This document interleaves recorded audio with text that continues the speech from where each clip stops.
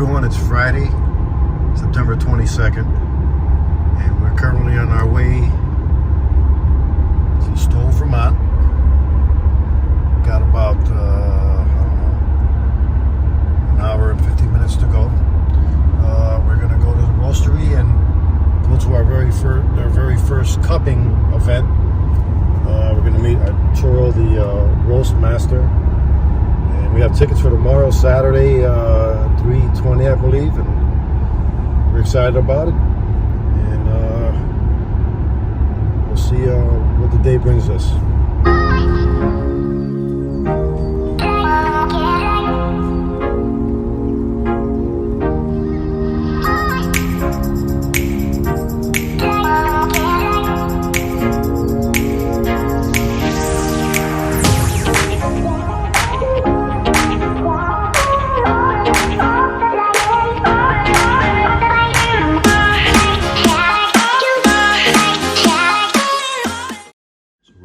Airbnb now to head out to the Roastery for our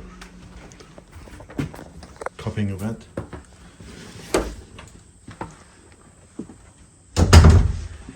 It's a beautiful day, Saturday, September 23rd.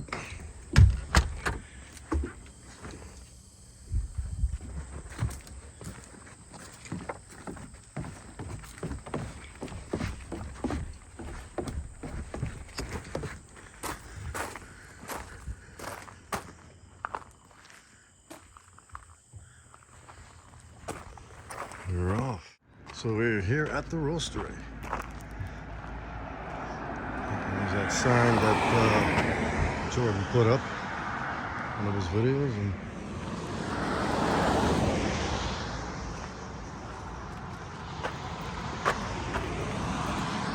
got the keys? Okay? Okay, so now she's gonna add hot water to each of the cups. I have to explain that in each of these cups there are 13 grams of coffee, and we're gonna add water for a total of 234 milliliters of water. That's an 18-to-1 ratio. That means that we are using 18 parts of water to 1 part.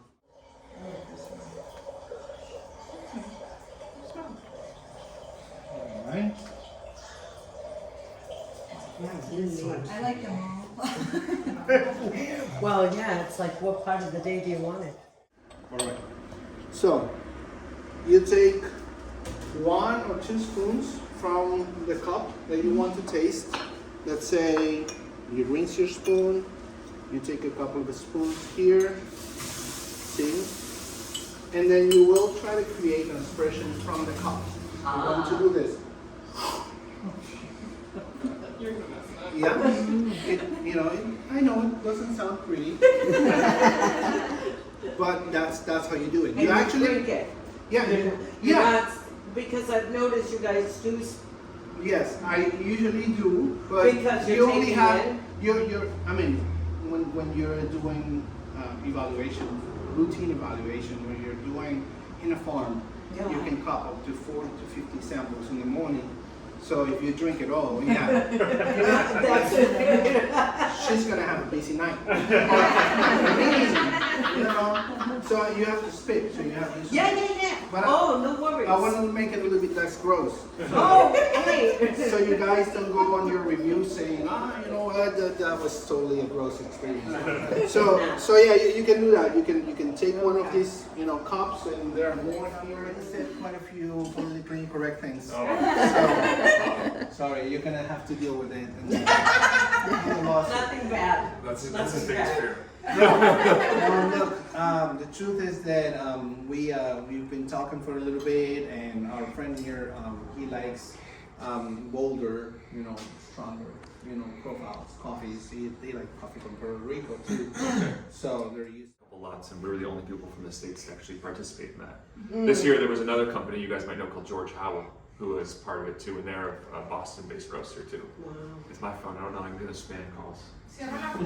Someone's calling. But yeah, that's why we wanted to do this, is these are 3 of the best coffees in the world, and it might not seem that way, but according to international judges, they are. So we just tasted 3 of the best coffees in the world. I could go and brag about that. Listen, I got you on here saying that. So when I tell him, like, hey, Jordan told me I got the. I come with receipts. I got it. All right. I'm gonna walk around with some clout now. Was this the coffee in the suitcases coming through? That's local? it. Yeah. Oh yeah. Yeah, we just smelled this through the morning. That was the funniest part of your whole The first coffee we have on the table, the first sample number one, sample number one, it's a geisha wash. It's a geisha wash from Esmeralda. Yeah, this one was position number 15 in the competition. Was it the one? And it was scored with 92.5 points out of 100. I have to say, I have to make a disclaimer, that this one in particular feels a little bit over roasted.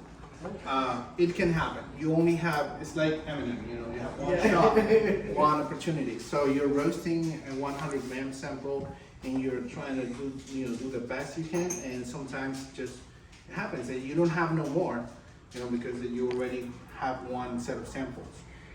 But this one, yeah, this is proof of, like where it's coming Here's your from. receipts. Here's your receipts right here. So yeah, there you go. So these are the beans. It's a little bit of a burnt, a little teeny change. It roasted a little bit too long. Yeah, but not that it would be unpleasant to drink. It's just that geisha, Panama geisha, especially geisha wash, is known for its florality. It's known for the tea-like attributes of it. This one goes a little bit more towards the traditional, because it's a thin line, like you're walking on thin ice when roasting a Panama geisha properly. You have to know how to do it, and not the person who roasted this for us, because we had it roasted for you guys, has been the head roaster of the event of the Best of Panama for years and years. And he's actually one of my, how do you call it? Good friends. Yeah, my good friends, but also someone that I've been learning a lot from. Your mentor. My mentor, sort of like my mentor. And he said, like, it's because of the yeast.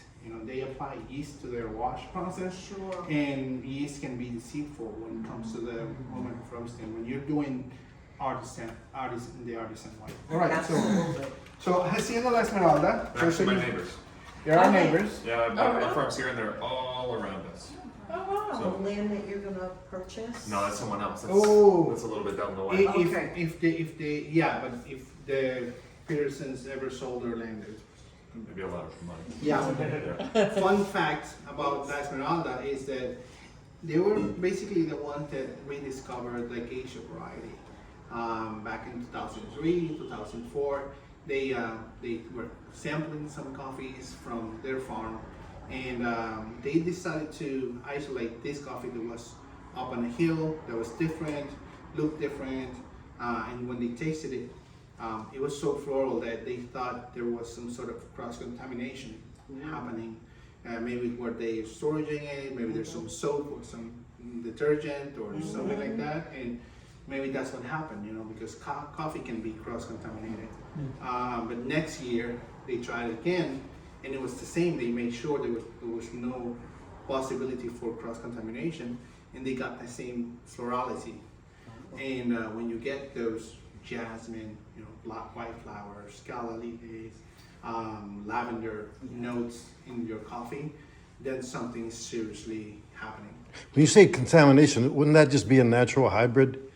Like No, I know. no, it's a physical. It's like if you're drying your coffee beans next to a bunch of manure from the cows, it will taste like manure. Right. So Yeah. yes, Wow. yes, it will happen. So they decided to bring it to competition in 2004, and in 2004 the price of the auction of coffee went from $2.37 a pound to $10+ a pound. Oh. And all I did was leave it next to some manure. Yes, this is my words. And now, You said it. I got it. I'm just kidding. Judge, And now, long story short, this same geisha wash profile got to $4,500 a pound. Wow. So that was the beginning of it. This was the farm that basically got it all started. And this is where we are today. In case you're curious, this is the exact coffee went at auction, $688 a kilo. This one. So it's like $300 a pound. Approximately. Yeah. And that's green, so then that's a green bean, then you roast it, you lose 15. So we just sampled, We're talking 1,000 we just had a $1,000 sample of a coffee that's $300 a kilo, pound. Green. a pound green. But for commercial purposes, it would be $1,000 a pound for selling it. To move on a little bit, because the time is ticking away. This one is the second sample is a geisha natural anaerobic, which means it was dried with the whole skin of the fruit, but it also underwent a controlled fermentation period of time. Go ahead, Look at our little hit it, model. boy. This is a coffee fruit. So when you pick off the tree, it looks like this. If you dry it with the full skin on, that's a natural process. If you take the skin off inside of the two coffee beans, this yellow part is the mucilage. If you dry it with just the mucilage intact of the beans, that's called a honey process. If you wash the mucilage off, it's called a wash process. So this was a wash process. No, this is the wash. The first one This is the one's a wash. wash, yeah. It looks like this when it's washed, only with the parchment outside. And then when you're ready to roast, you take the parchment off and the beans on the inside. That's the green coffee. So the way that you dry the coffee dramatically influences the flavor. And with this one, not only did they dry it like this, so they put it up to dry somewhere 25 to 30 days with the whole fruit on. That gives the bean time to suck up all the sugars. But before they did that, they put it through a fermentation process, which means This one is an anaerobic slow dry, which means it was just basically placed in a container without oxygen for a period of time, 3, 4, 5, 6 days. And then it was taken to dry with all the skin, but the skin is already fermented. So that means that the flavor is going to be a little bit. You did a process in one of your videos where you put it in a barrel yeah, we did it together. and you tighten it Yeah. up and That then. was the same thing. Yeah, Okay. that's exactly That's the the same thing. And when you take it out, the fruit's like this bright orange and yellow, and like the smell is like It's so a little pungent. bit of my background. One of the things I did when I worked with farms to do some research and explore. If you want to drink more of the coffee, it's your coffee. It's gonna go to waste afterwards. So just go ahead and drink it as we talk, because we. Real quick before that, which one is your favorite? Oh, my favorite out of these three is the second one for sure. No questions asked. It's my what's my role. Probably the middle. I've become calibrated with Arturo. And then he likes the wild, funky, fermented, fruity. How far can you push coffee? Sure. And that's what that is. This is, how far can you push it while still making it delicious? Yeah, exactly. Well, Without I like this one, so. Yeah, exactly. I mean, don't get me wrong. It's actually, if we see, this one was scored a little bit slightly lower than the first one. So technically, you're correct. Technically, this one's better than the You second. guys heard him, right? But you asked me what I prefer, and I can tell you my preference. So Absolutely. So I'm with you. I'm with you. So this one, it comes from a very special place. I worked side by side with this producer, and he is quality driven all day long. He does a lot of cupping. He keeps records of everything. He's thorough. He's a dedicated producer, and I admire that. And these people have. When I was working there, they had won the best Panama competition the previous year with the geisha wash, and they sold for $600 and some a pound. And next year we did a geisha natural anaerobic just like this one, and sold for $804 a pound. ¿Ya te puse ya los integramos? The last one is in the varietals category. This one is coming from a farm of the Mr. Ratibor Hartman. It's called Guarumo. Guarumo is the name of a monkey. And these guys placed number 5 it was scored with 91.38 points. So we can see there's like a gap. The other ones were 92 point something, this is 91 point something, but in flavor, the difference is, significant. Oh, yeah. You have to Still separate. very good. That's my favorite one. Yeah, it's still different, and Yeah. it's still, you're gonna be appealing for an audience as well. This one is a natural process as well, so there was no anaerobic fermentation in this one, so it's more of a classic drying clubhouse. They have to separate the geishas from everything else. So it's like geisha wash, geisha natural is your category, and then it's everything else. Yeah. Because the geishas just score too high. So those are the geisha varieties are sought after. It's not fair, it's like, going heavyweight versus Like- lightweight. Yeah. Did I say something wrong? No, you're okay. Okay, let's go do some brewing. Yeah, you can brew a dark roast over there. Yeah, no problem. No, fine. So there's a challenge between tasting the coffee the way it is in the coffee process and translating it into a brewing recipe. Why? Because out of the brewing recipe, you may not get all of the attributes that you got there, or you may be able to get different attributes or enhance the attributes that you got in the copying process. So there are different brewing devices, like for manual pour-overs, which is something that we enjoy doing and we specialize here. If you see our espresso machines are on the sides, and on the center stage we have the brewing station, and we have different ways of brewing the coffee. This one is called V60. And some of you may know it. It's one of the most popular ones nowadays. It's more versatile, and we do a lot of brewing with this. But this one, I'm going to brew with this one that's called an origami. And origami is not that common, but you can see the see that this is bigger, wider. That means that there's going to be more flow. So because there's going to be more flow, and we see this origami shape like waves here, there's more oxygen going through. So I can do a finer grind size with this brewing device instead of the one that I can do with this. You want to go? Go.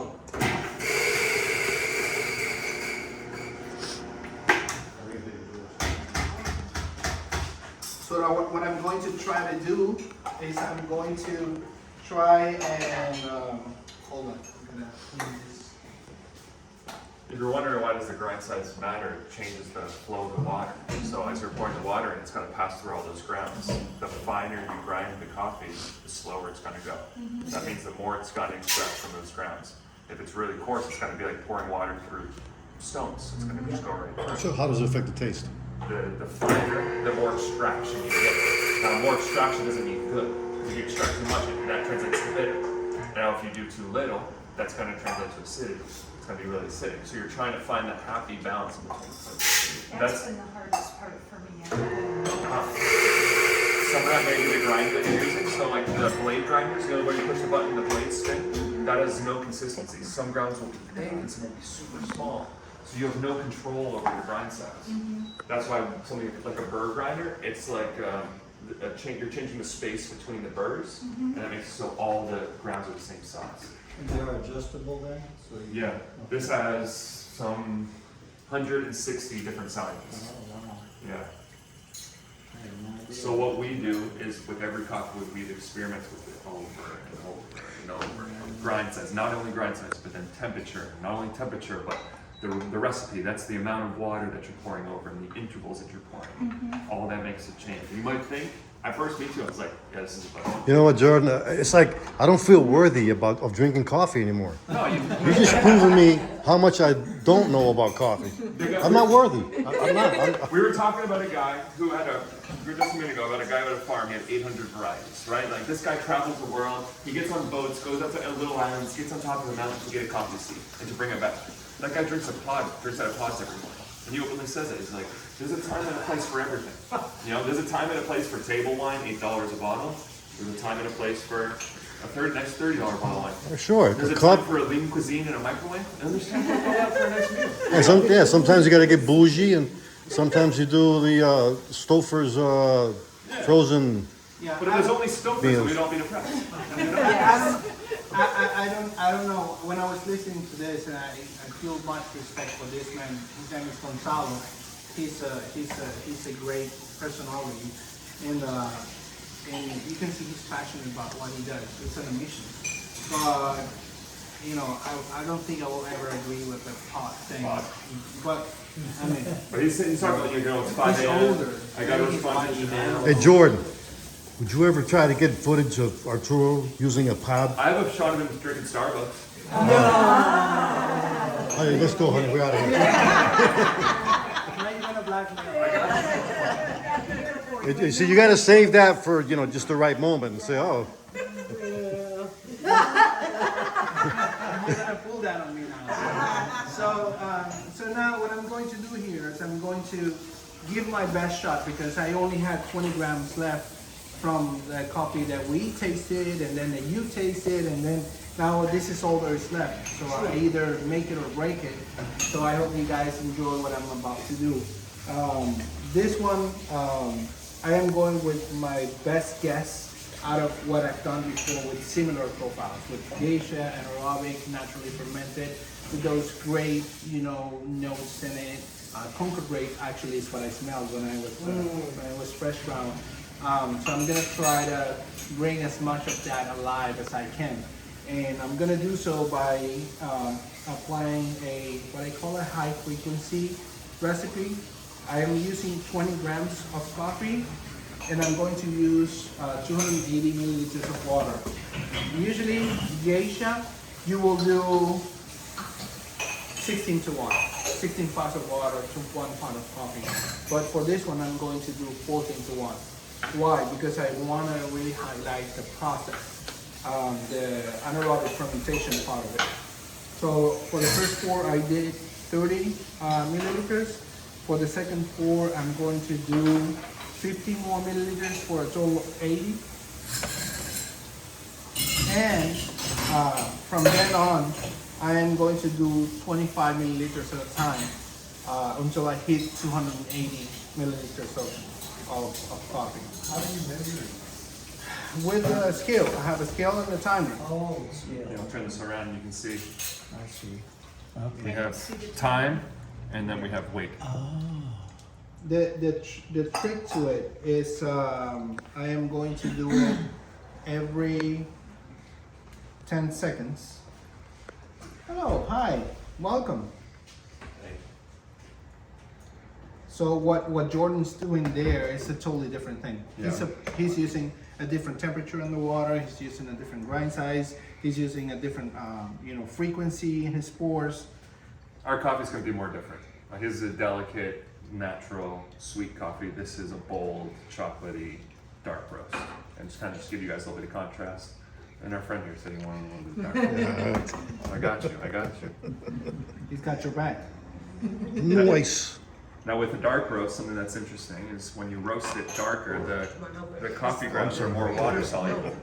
So the coffee's is more easily soluble because of the dark roast. So what we want to do is try to reduce extraction. We can do that by doing something like grinding more coarse, which is what I did, and brewing with a lower temperature, which is what we're doing. That's why Arturo's doing what, 95? I'm doing 95. I'm doing 88. We're talking Celsius. Yeah. One thing you see us doing often is we're bringing our kettles back to the station, to the base, because we want thermal stability. We And want it the reheats temperature- it when you.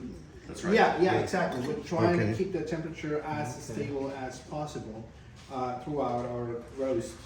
And the reason for that is we want thermal stability. It's up to the barista, it's up to the recipe you're developing. Sometimes you want the temperature to go lower. Sometimes you want to use 2 kettles with different temperatures and play with it. If you start Googling and searching in YouTube, for example, Brewers Cup competition, you're gonna get a lot of geeky stuff, from the temperature of the water, the mineral composition, is the calcium versus magnesium. It goes deep. It goes very far. It There's goes- training people must have to, to be able to even work here, Yeah. or Yeah, I mean, it's a process. We have very valuable team members. If you're looking for a job, you can apply today. We have very valuable team members. Well, that could be a whole degree, coffee college. I got an associate's in. Yeah, there's actually something Charisma. called Coffee Campus. We bought some coffee from this man. His name is Willem Booth, and he has something called Coffee Campus, as a matter of fact. All right, so I'm done with my extraction here, and Other than this coffee camp is the only way to really learn coffee to this degree is just by finding mentors and And experimenting a ton. You gotta get the right tools, and they're not that expensive. Takes some time, and the then you just experiment. more expensive than the tools is the coffee you're going to be working on. All right, well, how about you have a position for an experienced coffee drinker? Oh yeah. Because I'm pretty good at that. I could drink coffee. I have years of training. it's called customers. All right, so we have some cups here for you guys to share. Go ahead. I'll leave the dock for you. Hey. Should we still do that? Not necessarily. Not Listen, Jordan. Nobody's reaching for yours, so One, I'll do the honors. I'm gonna have one of each. Yeah, but Yeah, there's enough for all of you. I recommend having first mine and then his. All right. I'm gonna defer to Arturo. Whatever you say, Yeah, sure. yeah. Well, the thing is that one is a little bit that's nice. bolder, so I don't want your account to this get. reminds me of number 2. So here we are at our last evening in Vermont. Got a fire going, enjoying a nice cigar and a drink. It's very, very relaxing here.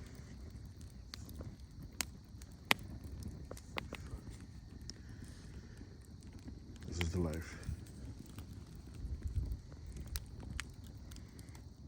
Introduce these questions already. So we're here at the Roastery, and we finished doing the cupping. So I have a series of questions for the fans, and the first one is for Jordan.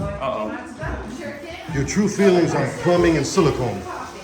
My true plumbing's. What are your feelings about plumbing and silicone? I mean, I feel like we're in like a love-hate relationship. Like sometimes.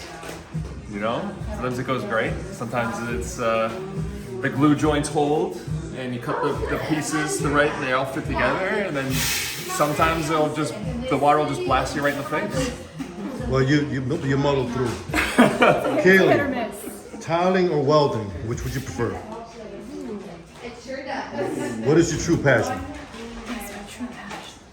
I mean, honey, we know what that one is. If you had a choice, Honestly, I know you like to do both. it might, right now, it might be tiling. Tiling. Yeah, maybe in a few months it might shift to welding, but I've got a newfound love for tiling. Okay. I do. All right, Jordan. Store-bought pizza versus brick oven pizza. If you had a choice. Is it store-bought cooked in a pizzeria, or is it cooked in the grocery store? You know what? I should have probably been specific. Okay. A pizzeria Pizzeria pizza? versus your brick oven pizza. Brick oven pizza, baby. Okay. You should see Kaylee's pizza sauce. It's Yeah. killer. Yes. Kaylee, if you had a choice, if you had to pick one, watermelon juice or coconut water? These are good questions. Yes. These are really good questions. He watches the show. Okay, so recently, since I've been home, I've been drinking a lot of coconut water. So right in this moment, I'd probably say watermelon juice. Switch it Okay. up. Jordan, metric system or the imperial system? Metric, 100%. All right, I knew you'd say I that. didn't even know that was. Yeah, that's like 7 and 9/8. Yeah. 9/16. No, he knows metric. Okay, Kaylee, which is easier to make, goat cheese or butter? What is easier to make? You've made both. Butter. Butter's easier. Less Turned steps. away. Less steps. Less steps, okay. Jordan, Crocs or Skechers? Crocs. Yeah, we know you always have your Crocs on. Or Skechers. Yeah. I've never owned a Yeah. Kaylee, Instagram or Pinterest? Oh, Pinterest all the way. Who speaks better English, Heriberto or Enrique? English? Yes. Oh, Humberto. For Humberto? sure. Yeah.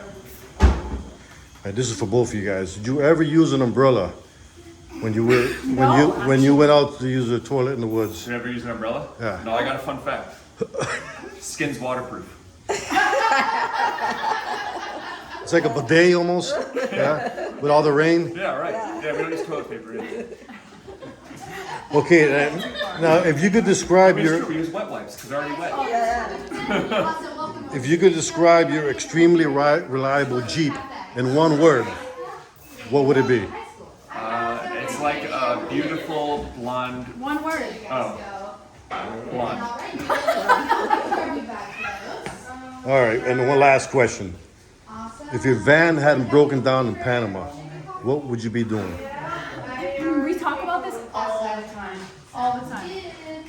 You answer this one. Honestly, I feel like You probably have a homestead in Colombia. yeah, because we would have broken down in Colombia. instead. Oh yeah, you would have kept on. Was that your destination? Yeah. We were gonna go all the way down to Argentina. Sad Sadie. Hello, Sadie. You can go up there. That's alright. You wanna go up there? All right. Well, we're gonna leave you guys to it. It was nice meeting you guys.